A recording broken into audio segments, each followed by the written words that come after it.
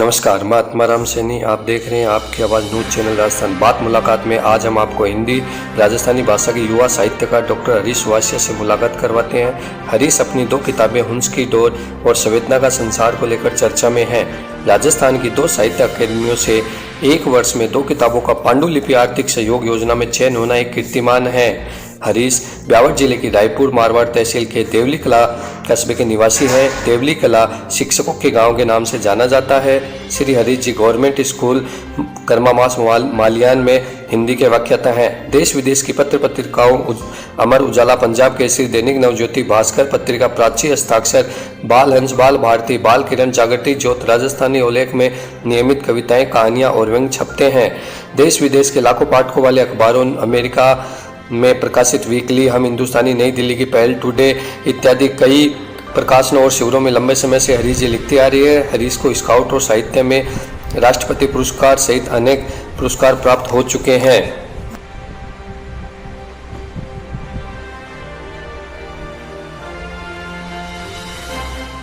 आइए आज हम इनसे बात करेंगे। नमस्कार सर। सभी दर्शकों को मेरा सादर नमस्कार। सर, आपसे हमारा पहला सवाल है, आपने जो ये लेखन की शुरुआत की है सर, ये कहाँ से की? देखा जाए तो जब मैं कक्षा 6 में पढ़ रहा था तो हमारे विद्यालय की विद्यालय पत्रिका, जिसका नाम पावंती है, उसके लिए रचनाएं आमंत्रित की गई थी। तो मैंने भी एक प्रेरक प्रसंग संकलन के लिए भेजा था और वो स्वीकृत हुआ। पहली बार जब वो छपकर किताब मेरे सामने आई तो पहली बार किसी किताब में छपा हुआ अपना नाम देखा तो बहुत खुशी हुई और इस बात से प्रेरणा मिली कि लिखने का जो कार्य है उसे आगे बढ़ाना चाहिए और कुछ ऐसी रचनाएं लिखनी चाहिए जो स्वरचित हो और मौलिक हो। सर, आपको जो लिखने की प्रेरणा मिली है ये कहाँ से मिलती है? लेखन की प्रक्रिया के बारे में भी सर हमारे दर्शकों को थोड़ा बताएं। कोई भी साहित्यकार जो होता है आप इंसान की तरह होता है, जिसे आप इंसान सोचते हैं, जैसे कि वैसे साहित्यकार सोचता है। पर साहित्यकार के सोचने का जो तरीका है वो संवेदनाओं पर लिखा हुआ होता है।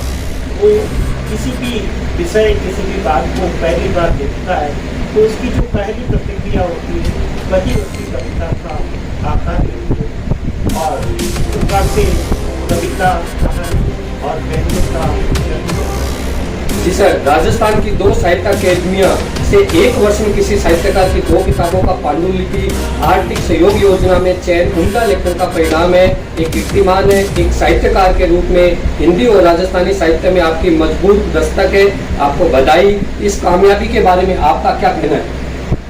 इस कामयाबी के पीछे मेरे सभी सहृदय साथियों और पाठकों का योगदान है। यद्यपि लेखन के क्षेत्र में मेरा एक एकल संग्रह के क्षेत्र में मेरा ये दूसरा कदम है, लेकिन मैं 1999 से लिख रहा हूँ और देश विदेश की पत्र पत्रिकाओं में लाखों पाठकों के लिए लिखता रहा हूँ। तो जब भी उन पाठकों के कॉल आते हैं, उनसे बात होती है, किसी रचना की वो प्रशंसा करते हैं तो लिखने का जो उत्साह है वो दोगुना हो जाता है। जी सर, संवेदना का संसार और हंस की डोर, इन किताबों के बारे में थोड़ा हमारे दर्शकों को बताएं। राजस्थानी साहित्य अकादमी से फिलहाल एक पुस्तक जो है राजस्थानी भाषा की, हंस की डोर, उसका पांडुलिपि प्रकाशन सहयोग योजना में चयन हुआ है। इससे ठीक 3 महीने पहले मेरी एक और पुस्तक जो मेरा पहला हिंदी काव्य संग्रह है, संवेदना का संसार, उसका राजस्थान साहित्य अकादमी से पांडुलिपि प्रकाशन सहयोग योजना में चयन हुआ है। मैं दोनों अकादमियों के निर्णायक मंडल, विद्वत साहित्यकारों और सहृदय पाठकों का आभारी हूँ कि उन्होंने मेरे लेखन पर विश्वास किया और मेरी 2 पुस्तकें पाठकों के बीच आ गई। इन किताबों में जो रचनाएं हैं वो संवेदना का संसार है, उसमें 60 से अधिक कविता है और हंस की डोर उसमें भी 60 से अधिक राजस्थानी भाषा की कविताएं हैं। कविताएं जगह जगह देश की अखबारों में मतलब सर तो पाठकों के बारे में सर आपका कोई संदेश? मेरा यह संदेश रहेगा कि राजस्थान में साहित्य का बहुत ही अच्छा माहौल बन रहा है। हमारी जो राजस्थान साहित्य अकादमी है उसके जो अध्यक्ष है डॉक्टर सहारण और उनका जो पूरा उनकी जो पूरी कार्यकारिणी है वो उस दिशा में बहुत ही सजग है।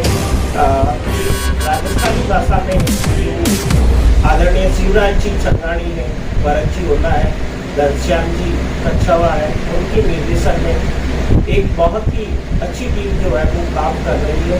और ये दोनों अकादमियाँ, इसके अलावा नेहरू बाल अकादमी जिसकी स्थापना इसी वजह से हुई, ये सभी अकादमियाँ जो है वो साहित्य के क्षेत्र में उम्दा काम कर रही है। राजस्थान के बहुत से साहित्यकारों की अच्छी अच्छी पुस्तकें जो है वो प्रकाशित हो रही है।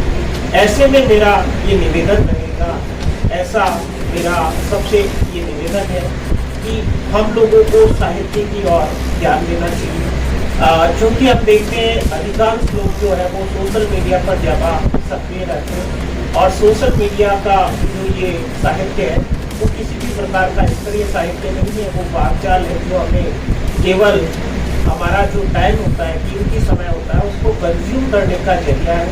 इसलिए मैं चाहूँगा कि हम लोग साहित्य पुस्तकें जो है वो एक माता पिता, भाई बहन और सच्चे मित्र की भूमिका हर समय अदा करने को तैयार रहती है। तो हमें पुस्तकों का स्वागत करना चाहिए ताकि हम अपने जीवन को उज्जवल बना सकें, अपने व्यक्तित्व में निखार ला सकें। जी सर, पुनः आपको बहुत बहुत धन्यवाद और हम आपके उज्जवल भविष्य की कामना करते हैं।